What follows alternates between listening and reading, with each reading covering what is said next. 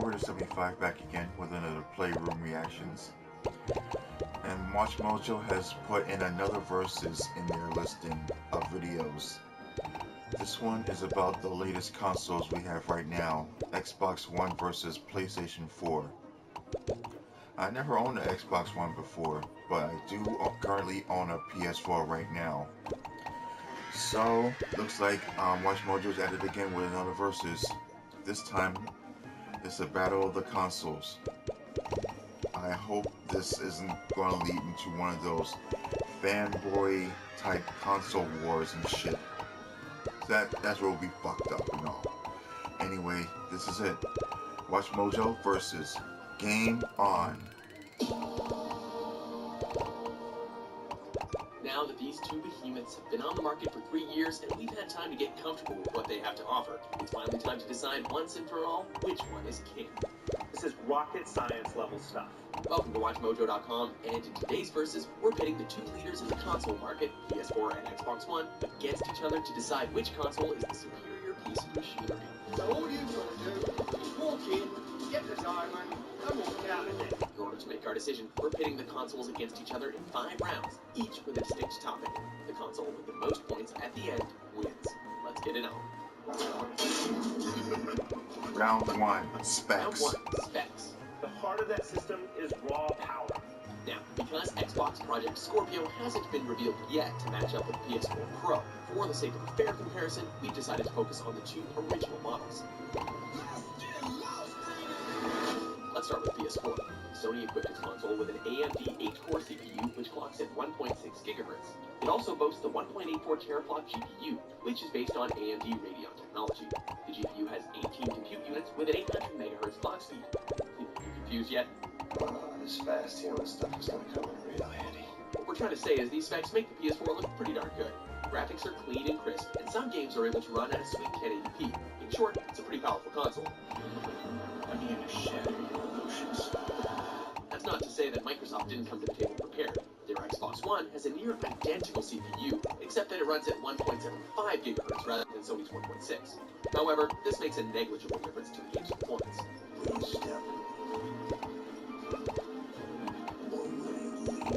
Where the Xbox One falls short is in the GPU department, as it only has 12 compute units with a clock speed of 853 MHz. So, what does this all mean? While the differences are slight, there's no denying the PS4's advantage in the specs department.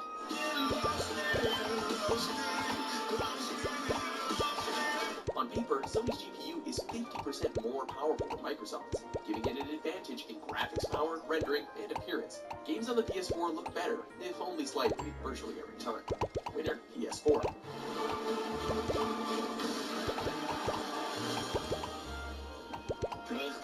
Round 2, Extra Features. So, what kind of other game-related goodies do the consoles bring? The PS4's single greatest draw has to be the PlayStation VR.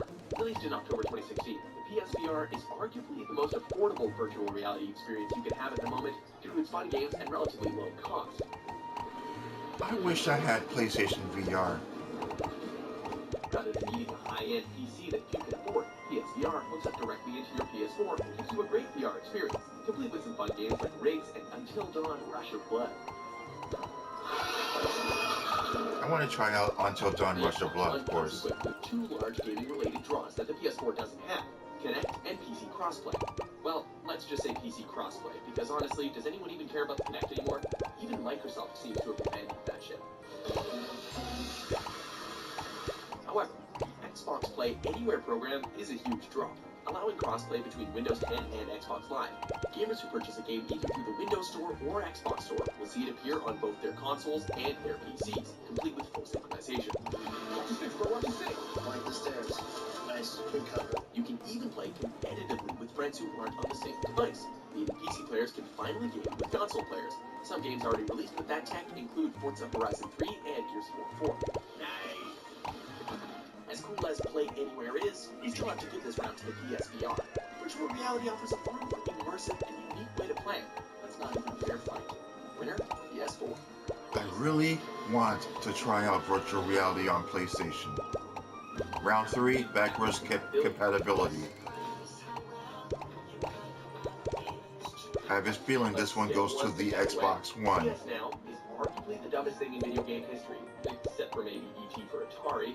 But in order to play older PlayStation games, gamers need to either subscribe to PlayStation Now for $20 a month or $100 a year.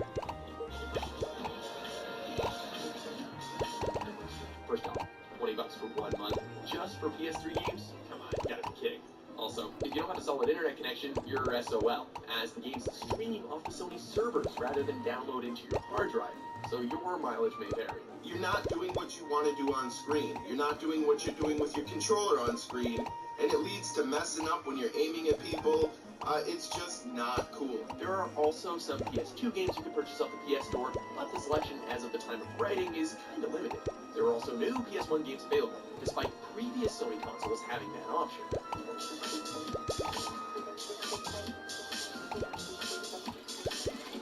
On the other hand, the Xbox One allows for good old-fashioned backwards compatibility via emulator technology. While not every 360 game is available, and there are no original Xbox games, which is a real bummer, nearly 300 fan favorites have made the transition to the new console, including Red Dead Redemption and the Mass Effect series. Leads an unstoppable force. Xbox One gets this point easily, that's for sure. More coming in the near future, and without the input lag that the PS Now games can suffer from. Xbox One wins this round because PS Now is not a viable replacement for genuine backwards compatibility.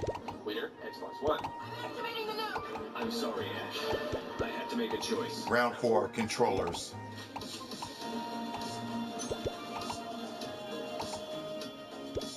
Yes, we know the controllers are basically just personal preference at this point, but this is a versus video, and a winner must be declared.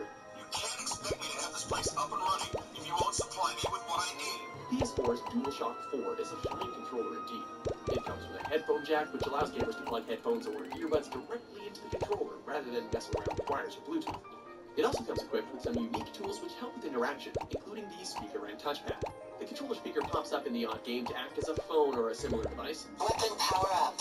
And the touchpad usually serves as a sliding mechanism. So we tried look at different things with the touchpad. The controller also has motion control built in, which is used to great benefit in games like Until Dawn, where you can't move lest you be eaten. Just don't be the party pooper who places it on the table. I love Until Dawn. That's my favorite of 2015. The only negative thing we can think of is that this controller charges via USB, and a single charge is only good for about 8 hours. Sony seriously needs to work on the battery life there. The Xbox One controller is also mighty fine, complete with some slight improvements from controllers past, like a tweaked D-pad and a nice rumble in the triggers. So in addition to the rumble, game developers, which they've had with 360, is with Xbox One, they're going to have the rumble as well as additional feedback, as you said, where they can maybe give the kickback of a rifle or a vehicle. Another nice caveat is that it either runs on AA batteries or a proprietary charge kit, which allows it to run for up to 30 hours. The Xbox One also has the added benefit of the Elite controller, which comes with hair trigger locks, swappable components, button remapping, and a bunch of other great features.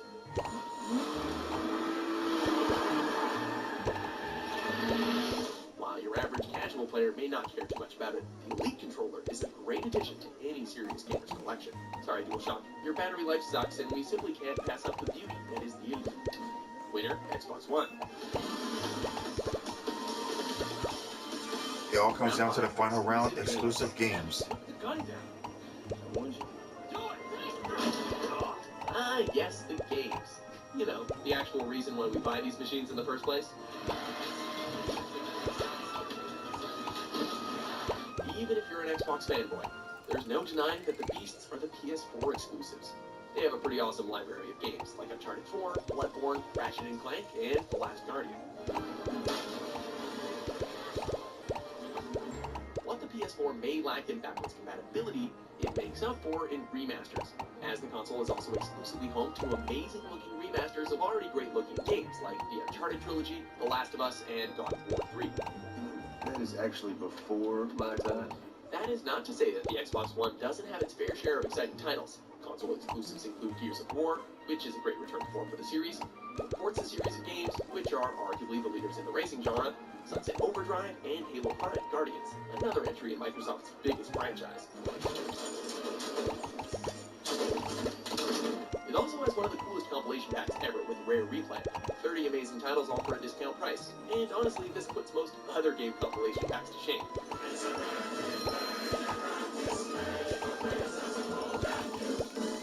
However, while fun, these games arguably don't even compare to the modern titles for the PS4, both in terms of artistry and sense of enjoyment. Nathan Drake. Also, many Xbox exclusives can now also be found on PC, which, you know, kind of defeats the purpose of an exclusive title. Winner, PS4. That was a close one, huh? Game, set, and match. PS4 wins this versus. Fine, thanks. So there you have it. The PS4 just edges out the Xbox with a score of 3-2. While the Xbox has some fantastic controllers and the welcoming addition of backwards compatibility, the PS4's exclusive games and superior specs, and its addition of the PSVR pushes it over the edge.